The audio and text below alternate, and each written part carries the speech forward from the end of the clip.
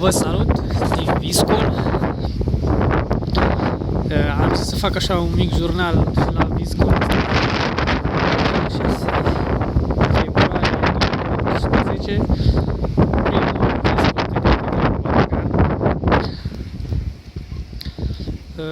E aproape seară, e 4:30. Asta o să fie clipul de astăzi.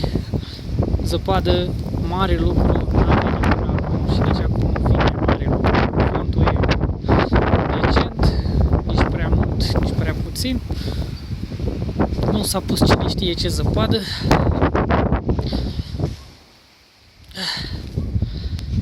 Mai vedem ce se mai întâmplă la noapte, dacă să filmez acum, că după aia se înserează. Acum vine cel mai tare, practic, cum să zic, că de asta vă și filmez acum. Că până acum n-a fost mare lucru.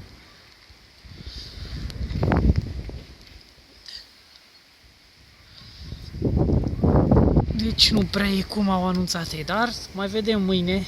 Mâine o să pun alt clip cu ce se adună mâine. Zăpadă, adică dacă o mai veni, că cine știe. Așa că, deocamdată, asta e transmisia din Bărăgan, a prima zi de Viscol din anul 2018. Spor la dat zăpadă.